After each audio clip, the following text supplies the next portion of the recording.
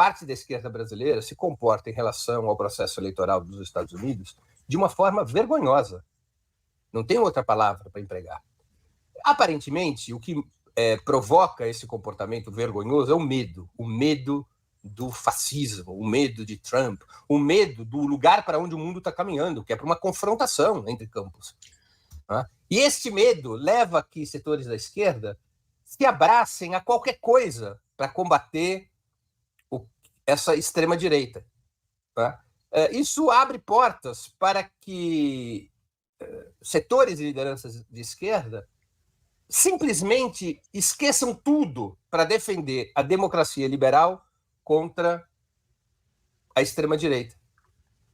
E passem a apagar nos seus pronunciamentos, nas suas posições, quaisquer diferenças ou contradições ou antagonismos em relação ao Partido Democrata. Então, nós vimos várias pessoas de vários partidos, porque isso é transversal, passa pelo PT, pelo PSOL, pelo PCdoB, uma política de submissão em relação ao Partido Democrata, tratando o Partido Democrata como se ele fosse uma contraposição profunda, antagônica ao Partido Republicano, como se fossem blocos políticos antagônicos entre si, quase como se o Partido Democrata fosse esquerda.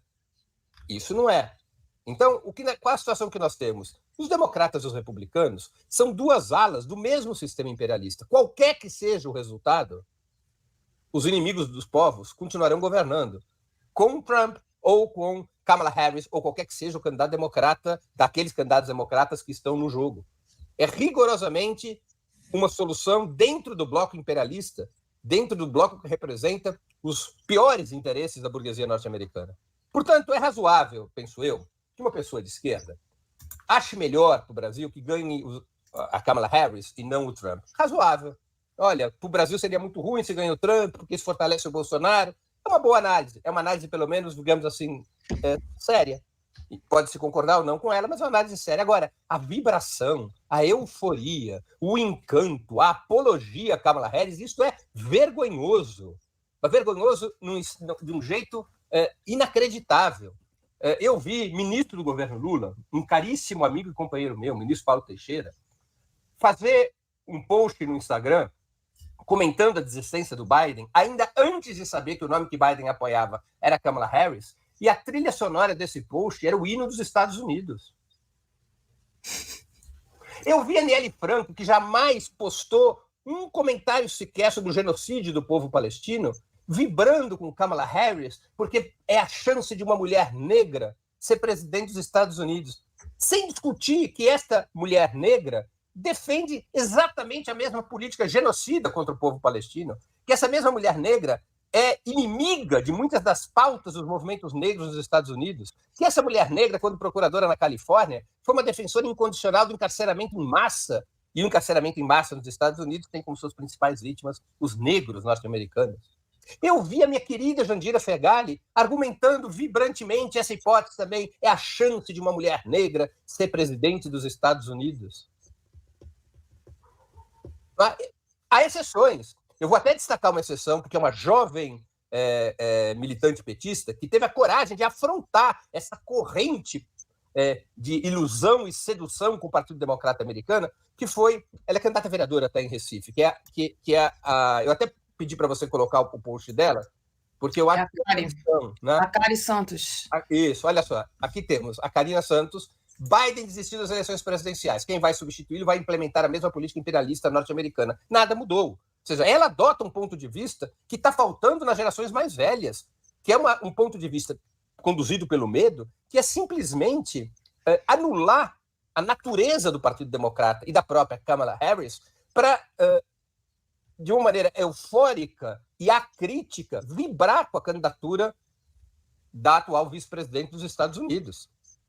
Isto, para mim, é anal da insensatez, né? Essa postura. Vou te dizer mais. Nós vimos o Felipe Neto, que até outro dia apoiou o golpe contra Dilma Rousseff e a Lava Jato, o Felipe Neto assumindo uma postura muito mais combativa, clara e firme do que vozes tradicionais da esquerda. Ele disse claramente coisa parecida que a Cari Santos disse. Então, nós temos aí uma capitulação ideológica de setores da esquerda que conduz à desinformação, que deseduca a militância, que deseduca a esquerda brasileira.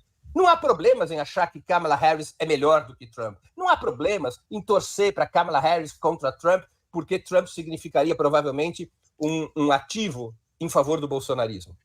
Não há problemas em torcer para Kamala Harris pensando, digamos, na lógica da política brasileira. Agora, euforia, vibração.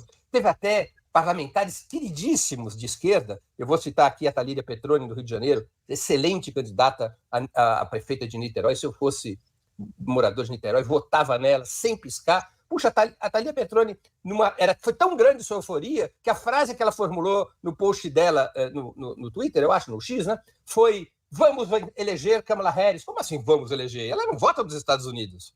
Ela vota no Brasil. Então, essa euforia, ela é muito grave.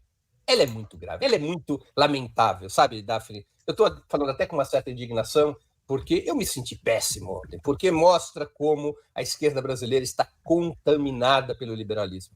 E como a luta contra o neofascismo, contra a extrema-direita, está se transformando em um álibi para setores e lideranças de esquerda capitularem as ideias liberais. Vale tudo contra a extrema-direita. O que temos para hoje, para enfrentar a extrema-direita, é a democracia liberal. Vamos nos abraçar com tudo a democracia liberal. Vamos esquecer que o Partido Democrata é o responsável pelo genocídio do povo palestino. Vamos esquecer que o Partido Democrata governa os Estados Unidos que financiam a guerra por procuração da Ucrânia contra a Rússia. Vamos esquecer que foi um governo democrata no qual Biden era o vice-presidente, que participou das armações que conduziram ao golpe contra a presidenta Dilma Rousseff, que conduziram a Lava Jato. Vamos esquecer o papel agressivo e cada vez mais agressivo do imperialismo norte-americano, comandado pelo Partido Democrata em relação a aliados brasileiros, como a China e a Rússia.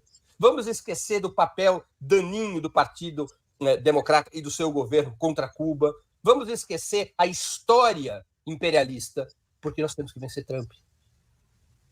Isso é antipedagógico, é uma capitulação político-ideológica e não serve para nada, porque essas pessoas não têm influência no eleitorado norte-americano. Elas podiam ser mais sensatas, fazer análises frias, manifestar sua torcida. Agora, essa euforia, essa empolgação, eu só vejo